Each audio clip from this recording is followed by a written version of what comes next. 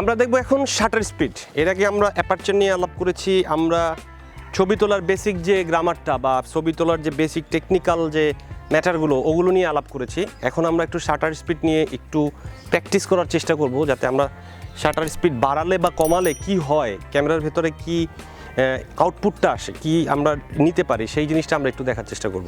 তো তার আগে বলে নিচ্ছি, এখানে হচ্ছে ডে লাইট এবং আলো ছায়ার বিষয়টার জন্যই আমরা মূলত এখানে আমাদের অ্যারেঞ্জমেন্টটা করেছি।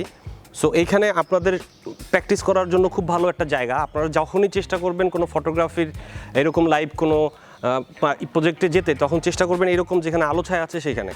এখানে আবার একটা সমস্যাও আছে, সেটা হচ্ছে যেমন আপনারা খেয়াল করছেন নিশ্চয়ই যে রোদের আলো বা সূর্যের আলোটা আমার গায়ে কখনো তীব্র আকারে পড়ছে, কখনো দুর্বল হয়ে পড়ছে। সো এই বারবার এটার জন্য আমাদের ক্যামেরার সেটিংসের চেঞ্জ হবে, বাট তারপর এটার ভেতরে কাজ করার মধ্যেই একটা আসলে মূলত একটা মুনশিয়ানা বা একটা আনন্দের ব্যাপার আছে।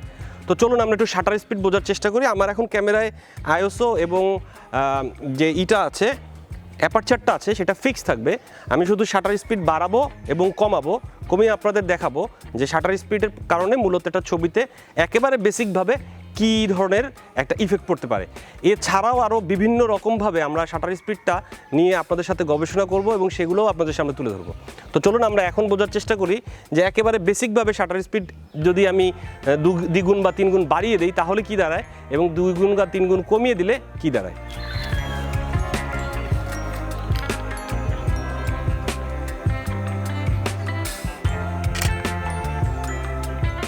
এখন যে ছবিটা দেখতে পাচ্ছেন, এটা শাটার স্পিড আছে 400, ঠিক আছে। সো আমি এটা বাড়াই, এটাতে আপনি 800 বা আরেকটু বাড়ানোর চেষ্টা করি।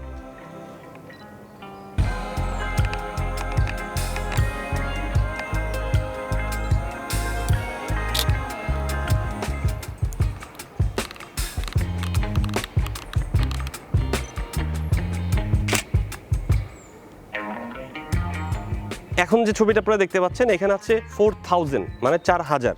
আচ্ছা, এখন আমরা এটাকে আবার কমাই, অনেক দূর কমিয়ে নিয়ে আসি।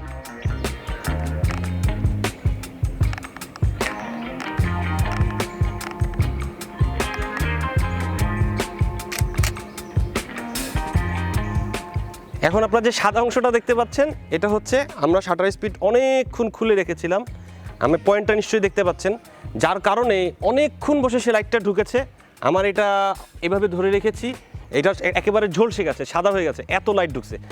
আমরা আরেকটু বাড়াইলে যে সাদা আসবে সেটাও আমি শিওর, কারণ আপনারাও বুঝতে পারছেন বিষয়টা।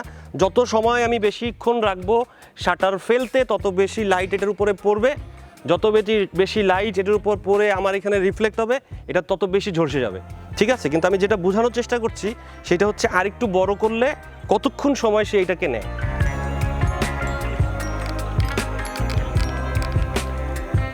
আমি ক্লিক করছি, 1 2 3 4, মানে হচ্ছে 4 সেকেন্ড সে নিয়েছে এবং ছবিটা আসছে শুধু সাদা, কোনো এটার ভেতরে কোনো কিছুই নাই। মানে সাদা মানে হচ্ছে এই লাইট এখানে পড়েছিল, সেইটা 4 সেকেন্ড বসে সে রেকর্ড করে একেবারে সাদা একটা কাগজ আপনাদের সামনে তুলে ধরেছে।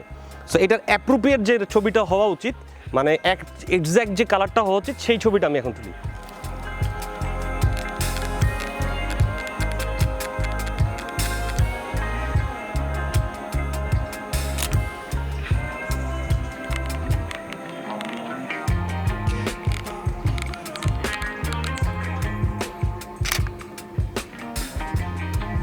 এই হচ্ছে গিয়ে মূল ছবি। যখন আপনারা যেটা দেখতে পাচ্ছেন, এইটা আসলে এখানে এরকম হওয়া উচিত রোদের ভেতরে, কিন্তু আমাদের যে বিভিন্ন ধরনের গবেষণা সেটা চালিয়ে যেতে হবে। শাটার স্পিড কমিয়ে বাড়িয়ে বিভিন্ন রকমভাবে আমরা ছবি তুলব এবং সেটা বোঝার চেষ্টা করব যে শাটার স্পিড আলাদাভাবে সে কী কাজ করছে। যখন আমরা শাটার স্পিড নিয়ে কাজ করব তখন আমরা আইএসও বা অ্যাপারচারে হাত দিব না, আবার যখন ওগুলো নিয়ে কাজ করব এগুলো হাত দিব না। এই টোটাল জিনিসটা প্র্যাকটিস শেষ করার পর আপনি মূলত ফটোগ্রাফির খাতায় নাম লেখাতে পারবেন। তো আপনাদের সবাইকে অসংখ্য ধন্যবাদ আমাদের সাথে থাকার জন্য। আমাদের ClickNtech.com এর সাথে সবসময় থাকবেন, লাইক দিবেন, শেয়ার করবেন এবং কমেন্ট করবেন।